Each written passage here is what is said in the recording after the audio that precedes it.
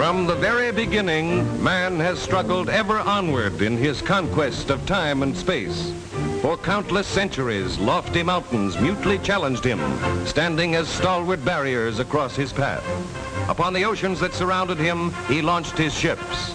At the mercy of wind and tide, they made slow headway across the waters. Over the lowlands, the wilderness of desert and green valleys, he plodded his weary way, earthbound in the conquest of time and space. But man is no longer earthbound, and Lockheed rides the airways with a thrust of bright propellers and the flash of gleaming wings. And behind this Lockheed lies aviation history.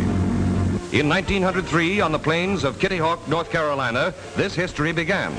In the granddaddy of all modern planes, the Wright brothers won immortality by sustaining flight in a heavier-than-air flying machine.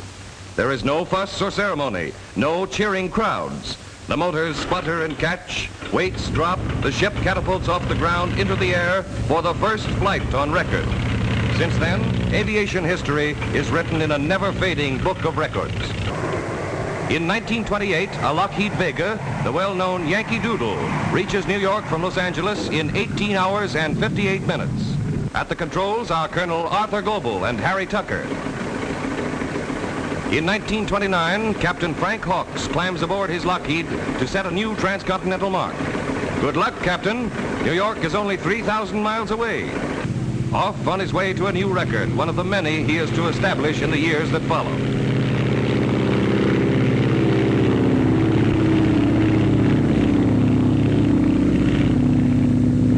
Into the cockpit of his Lockheed Sirius climbs Colonel Charles Lindbergh. Mrs. Lindbergh is with him.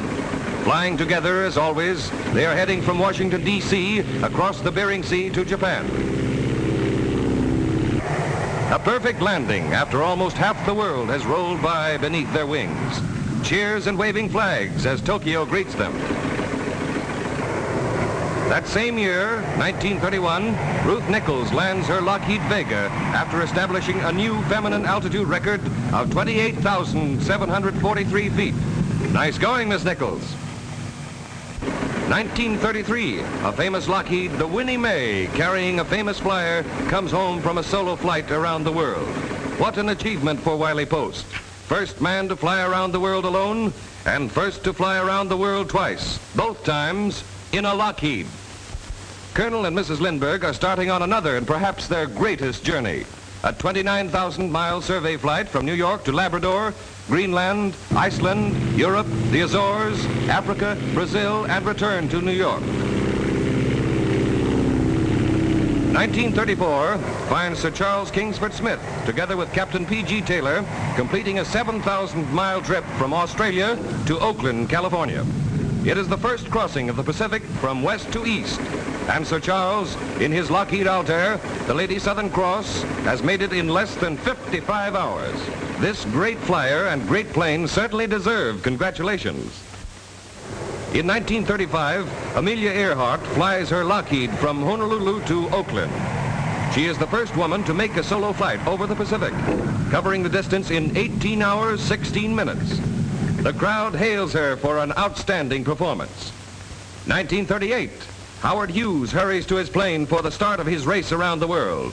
3 days, 19 hours, and 9 minutes later, his Lockheed brings him back to New York and a new record. In less than 4 days, he saw 5 sunrises, and the plane actually beat the revolution of the Earth on its axis. Records and more records, and these are just part of a long list. But exciting as they are, they mean nothing to the true goal of aviation unless the experience gained is applied to further the speed, safety, and all-round performance of air transportation. And with the cooperation of the pilots who made these famous flights, Lockheed has been able to achieve that performance and create new standards of efficiency.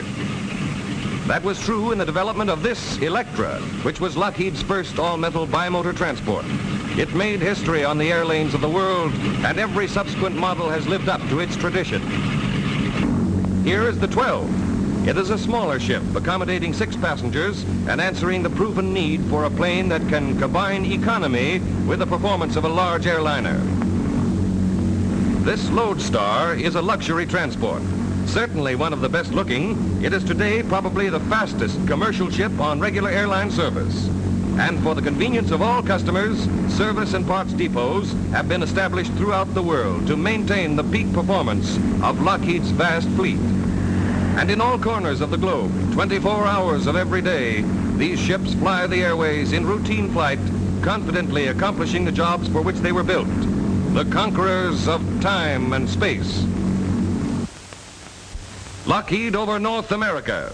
United Airlines, Continental Airlines Incorporated, Mid-Continent Airlines Incorporated, Northwest Airlines, Chicago and Southern Airlines, Braniff Airways Incorporated, National Airlines, Delta Airlines, Boston Maine Airways Incorporated, Trans-Canada Airlines, Pacific Alaska Airways. Lockheed over Central America, Líneas Aéreas Mineras, TACA, Cia Nacional Cubana de Aviación. Lockheed over South America, Pan American Airways Incorporated, KLM, Air France, Avianca, Línea Aeropostal Venezolana. Lockheed over Africa, Air France, Air Afrique, Aérien Maritime, South African Airways, DETA. Lockheed over Europe, British Airways Limited, Aer Lingus Terranta, KLM, LOT, Aeroput, LARES, Romania, Air France. Lockheed over Asia, KLM, KNILM, Japan Air Transport Company Limited. Lockheed over the Antipodes, KNILM, McRobertson Miller Aviation Company, Guinea Airways, Ansett Airways Limited, WR Carpenter Airlines, Union Airways of New Zealand. Lockheeds also serve high government officials of the Netherlands East Indies, Mexico, Venezuela, Brazil, Argentina, Australia, Canada, Great Britain, India, and the United States. Worldwide coverage, but it has not been accomplished in a day. It is the result of a smooth-running combination of men and machines. In that combination lies the story of Lockheed itself. It is a success story, modern, exciting, typically American. The Lockheed Aircraft Corporation plant, Burbank, California, in 1926. And today, the same company, the same location, but quite definitely not the same plant. As recently as 1932, sales aggregated the overwhelming total of $23,298.03. In 1940, actual deliveries amounted to more than $42 million, and conservative estimates indicate that in 1941, this figure will be more than doubled. And to the men of Lockheed belongs a large share of the credit, to their skill and to their loyalty. They are a cross-section of typical American workmen, drillers, riveters, tool makers, die casters, machinists, and technicians. In 1931, there were only 300 of them. 1941, over 35,000. Every man who checks in, from office boy on up, has taken and passed exhaustive tests covering intelligence, temperament, and special aptitude to prove his individual ability. 35,000 American workmen, the right men for the right jobs to build the best planes. This is not a trick shot made with mirrors.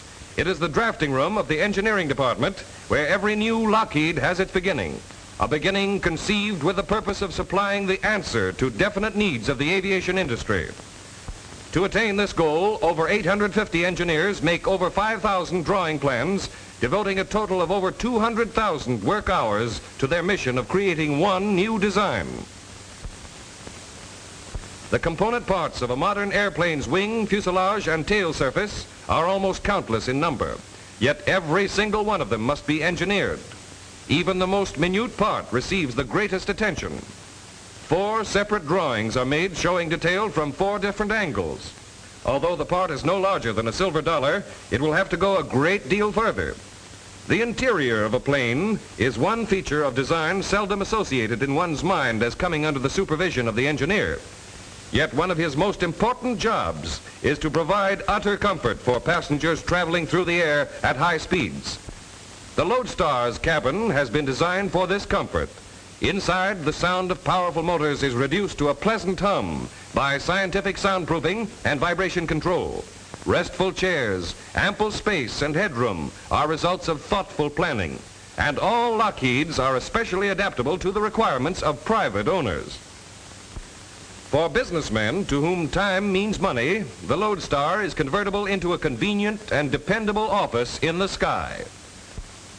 The compact 12 becomes a comfortable lounge for attending important events anywhere at any time. The cabin of Lockheed's new four-motor transport, the Excalibur, will look very much like this.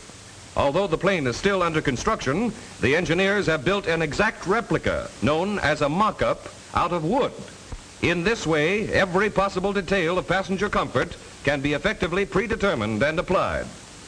But the ideas and plans that this man and the hundreds like him put into execution are not only those of Lockheed's chief engineers, but those of the entire flying world. For the Market Research Division maintains close contact with the operative branch of the industry. The staff compiles lists of important features relating to a plane's design. These findings are set up in the form of questionnaires. If you were to build your own ship, on the flight station, where would you locate emergency controls? On the engine control stand, where would you put the levers? And the rudder pedals? These comprehensive questionnaires are sent to airline executives, pilots, transport officials in every corner of the world. To Trans-Canada Airlines, R.C. McLeod in South Africa, Tri-American Aviation, Buenos Aires. The list is almost endless, but to mention a few more, American Airlines, Lieutenant Thatch, VP-5 Squadron Canal Zone, and British Airways. The replies to these pamphlets are carefully sorted, for they represent knowledge gained under actual flight conditions. Detailed graphs and charts are compiled by competent statisticians. No suggestion is too small. Every answer to every question is checked and noted. These findings are recorded in another pamphlet. You told us this is the way you would do it. On flight station, on engine control stand. And on rudder pedals, we asked, are brake toe pedals desirable? 93% said yes, 7% no. That verdict is submitted by men whose combined opinions represent the experience of over 16 million hours of flying. These practical viewpoints, as gathered by market research, are submitted to the engineers. They combine these ideas together with their own creative ability in the conception and building of every new Lockheed plane. That's how Lockheed designs airplanes to suit the men who know airplanes best, operators, pilots, and regular airline passengers. And the first form a new plane takes is on paper. From these drawings and thousands like them, an exact scale model known as a wind tunnel model is made and is connected to instruments which determine its flight characteristics. The model is hand-carved, accurate to the fraction of an inch, weighs over 500 pounds, and costs more than $5,000 to build. The door is closed, the wind tunnel sealed. A flip of a switch and the wind propeller whips up to speed. The model is exposed to a far higher velocity than this 90-mile-an-hour wind. The small wind tunnel model is actually subjected to and withstands a much greater force. From an idea to an actuality, from theory to fact, from a model to a completed Lockheed, the plane has been built. More than that, into it has been built the strength, ruggedness, and durability necessary for its safety and high-speed performance. But not so long ago, this shining plane was only a small part of a trainload of metal addressed to Lockheed. For the metal inside these wooden frames is the stuff that planes are made of. Hard and strong, it must be fabricated by men and machines into the parts that make airliners. Giant shears act as huge mechanical scissors. Metal sheets are slipped into place. The sharp blade strikes and cuts through them as if they were cloth. The high-frequency router, a dental patient's nightmare, turns 15,000 revolutions a minute and cuts layers of metal into their first rough shape. The bit turns so fast that it must be cooled by a constant stream of oil. The massive hydro press exerts an overall pressure of 9 million pounds, and it literally squeezes parts out of metal. An endless chain of roller conveyors carries a tray with the forms to workmen. They put the metal which has already been cut to the correct size in place on the forms. The tray now continues on its way into position under the press. The operator touches a switch, the press starts down, and look out below. Almost unbelievable pressure, an irresistible force, but under perfect control. And where plain sheet metal went in, finished parts come out.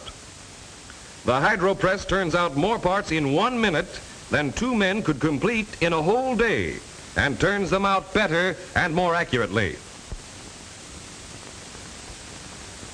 A compressed air stamp which forges metal is an excellent example of powerful machinery under absolute control. Taps as gentle as a tack hammer, then the crushing impact. What a nutcracker this outfit would make. And yet its control is so delicate that it can crack an egg, at least so the operator claims.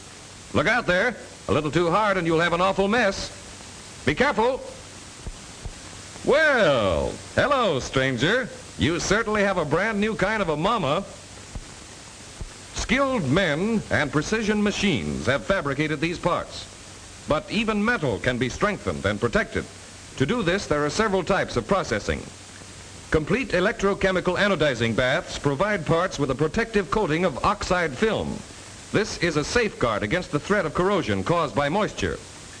It is an interesting fact that these parts are protected against any harmful effects of moisture by being given a bath. Another type of bath is used for a different purpose. In order to harden and thereby strengthen certain parts, they are immersed in a hot salt solution of sodium potassium nitrate. In large ovens, other parts are hardened by baking at 1550 degrees Fahrenheit and quenching them in oil. It is easy enough to say that these parts, which will eventually be the plane, are strong. To prove that they are, to constantly guard the Lockheed measure of strength is the duty of the testing laboratory. A spectrograph is one of the most modern scientific testing devices. It analyzes the purity of the metal alloys which go into a plane. Tremendous heat created by an arc burns sample filings of the metal. These filings are placed in a cavity on the lower of 2 acid-treated graphite electrodes and then burned. The light of the burning metal passes through a lens and then through a rotating sector, the adjustable opening of which controls the amount of light falling on the slit. The light now passes through the slit and falls upon a diffraction grating. This diffraction grating is a concave aluminumized glass plate on which 24,000 lines per inch have been ruled with a diamond point. The light is separated by the grating into wavelengths. These wavelengths, or light rays, fall upon a strip of film, and a photographic record of them is thus produced. Since each element has its own wavelength, from the developed film it is possible to determine exactly which are present in the alloy. In this manner, the spectrograph immediately detects all impurities, and any inferior metal is promptly discarded. The sole purpose of this huge machine is to break things. Its powerful jaws, capable of a compression of 300,000 pounds, are about to crush a small section of the wing in order to measure its resistance. Now watch carefully. The upper jaw is clamping down with an invisible, relentless force on the seemingly frail strip of metal. But actually, just how frail is it? 60,000 pounds? 70,000? There it is, a slight ripple. The breaking point has been reached, and it takes a pressure of over 80,000 pounds to even bend this frail little section of a wing. For contrast, let's see what happens to a solid cylinder of concrete, which certainly appears much stronger. There is the first crack, and the concrete shatters completely under a pressure of less than 75,000 pounds. All stressed parts, such as forgings and castings, are X-rayed for any possible flaws in the metal. Lockheed X-rays more parts than all other aircraft manufacturers combined. They may look new and shiny on the surface, but that doesn't matter. What are they like underneath? This batch is fine, perfect. A different story here.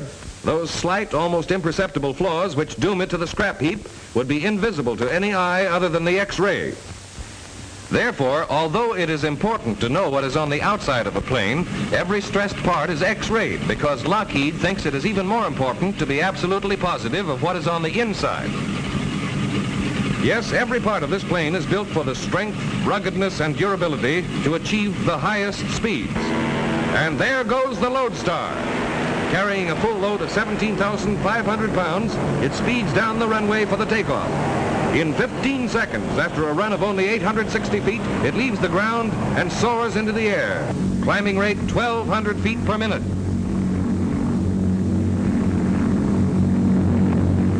And while the plane is in flight, the dials and indicators on the panel are the guides by which a pilot flies.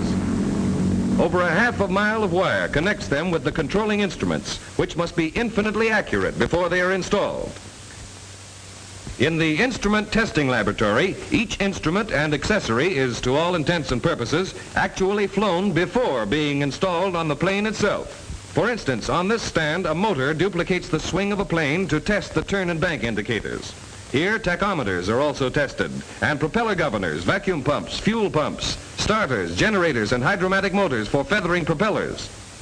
The automatic pilot is checked by a vacuum system against mercury manometers. This small box can guide a plane in flight, keep it as true to its course as the most experienced pilot. An airplane is a chain of which the thousands of separate parts are the links. They must be forged together in order to shape the wing, the tail, and the fuselage. The duty of the wing is to provide the lift that sustains the flight of an airplane. Here in the plant, it must be assembled as flawlessly as it was designed. Although a wing is generally considered as a unit, it is really composed of 3 parts, 2 outer sections and the center section. We are all familiar with the general shape of a wing, but while an outer section is in the first stages of assembly, we can get a good idea of the complex structure on the inside. Every rib and crosspiece has its purpose. Remember, it was just a small part of the wing that we saw withstand a compression of 80,000 pounds. Each operation is executed with precision and care as the outer section moves down the production line and takes shape. High-speed electric drills punch holes for the rivets. There are more than 700 drillers or riveters who have all had previous training. Even so, before they're assigned to actual production, they must attend Lockheed's own school until they can uphold the plant's standard of efficiency and skill. There are more than 50,000 rivets on a completed wing, and every one of them is checked, examined, and checked again. This requires an army of over 200 inspectors, such as this one. But by the time a Lockheed plane is assembled, every square inch of it has been inspected at least 5 times. Inspector number 158 finds this row perfect and okays it. And the story of one outer wing section is the story of 10, of 20, of 1,000 sections as they move down the line in an endless parade. Mass production with the emphasis on precision and quality. The assembly line for the center section of the wing is one of the largest and most vital units in the plant. It has to be because the center section is the strong man of the plane. It must be constructed and assembled so as to be able to support heavy loads and to withstand great strain, for it unites the 2 outer wings with the fuselage. The fuselage will eventually rest in the gap between the 2 shoulders, and the wings will be joined like arms on either side. The main beam of the center section is the strongest part, the backbone of the entire plane. Like a bridge, it must carry any burden with steadfast dependability. And the main beam is built just like a bridge. At all times, it carries all of the flying load, the engine load, and the landing load. And it is stressed to support more than 5 times the total weight of a fully loaded plane. Completed and assembled, capable of supporting a static load of 70,000 pounds, the wing will do its job as the men who built it have done theirs. The tail surfaces control the maneuverability of a plane. The use of twin rudders was developed by Lockheed and are one of the distinguishing features which point out every Lockheed. The fuselage is the body of the plane. It represents the final word in aerodynamic design and streamlining. And during construction, these basic principles are built into the fuselage and applied to every operation from the beginning to the completed shell. As the first step in its assembly, the bulkheads are joined together by stringers which form the basic shape and strength of the fuselage. Skin fitters then fit and shape the metal sheets, attaching them with removable fasteners. On their heels come the riveters, while every stage of the assembly is constantly under the close check of inspectors. Assembling with electric continuous spot welders facilitates production and gives many fuselage parts an extra smoothness for better streamlining. With an eye to the future, Lockheed is constantly enlarging on this process because better streamlining means greater speed. And so another fuselage is finished and ready for mating with the wing. Like a ship being launched, it moves slowly down the ways. Slowly now, yes, but for just a little while longer. Soon sunlight will be glinting from its metal sides. Its nose will point upwind. In the comfort of its cabin, passengers will read or write or sleep or think after their own fashion, and beneath it, the lakes, rivers, and valleys of the countryside will unfold. Slowly still, the fuselage is lowered into place, united with the wing, and now slow no longer. Speed on the water. Speed on the snow. Speed on wheels. On rails. Speed on wings. There is truth in the slogan that it takes a Lockheed to beat a Lockheed. And as the plane approaches the field, it slows down for the landing. The Fowler flap has been adopted and developed by Lockheed. The flap gives a greater lift to the wing and provides a brake action to reduce the speed. The plane lands at 65 miles an hour, and from a height of 50 feet, it can come to a complete stop in less than 600 yards. This Lockheed Lodestar, with its safety, its comfort, and its great speed, typifies the ideals of aviation in America. To protect these ideals, Lockheed is contributing its share toward national defense and the defense of democracy in other parts of the world. These B-14 bombers, better known as the Lockheed Hudson bombers, are rolling off the production line at an ever-increasing rate. They have been ordered in great quantities by Great Britain and Australia. When ready for delivery by boat, the Hudson bombers are dismantled. The sleek fuselages are carefully encased in canvas, and the wings, already stowed away below deck, are crated in wooden frames for safe shipment. When the planes reach their destination, they are easily reassembled and soon ready to take their places in the staunch defense of the British Empire. And while these planes start on their long journey by water, others are being given their final test flights for the tough job ahead. And still more are winging their way directly toward Canada.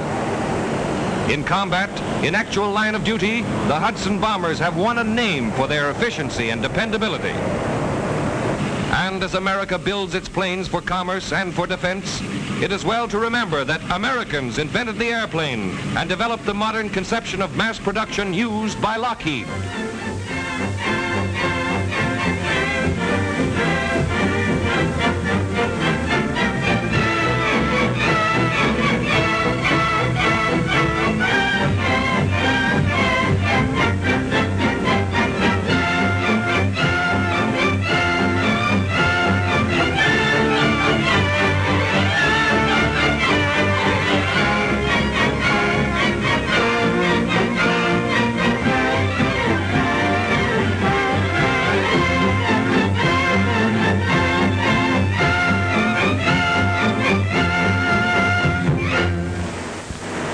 And out of the vast production line come Lockheed's, the 212, the Electra,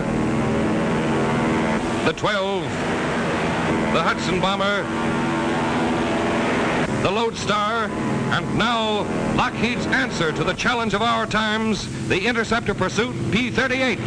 It has been developed solely for national defense, and Army officials consider it the fastest military plane in the world today. The P-38, a man-made comet. The P-38 is a completely new development in conception and design. The purpose of this deadly single-seater fighter is to prevent any would-be attacker from reaching his objective. Lockheed is building vast quantities for the United States Army, and many of its features are closely guarded military secrets. But it can be revealed. that the P-38 will climb a mile in a minute, and its motors are so quiet that it can approach any target almost without warning. And as wings soar higher above America, so are soaring the hopes of free men the world over. For they know that whether it be for commerce or defense, ship for ship, American planes have no equal. And just as Lockheed commercial transports serve the people, so do the Lockheed military planes stand ready to serve should the need arise. The striking power of Hudson bombers, the speed of the P-38,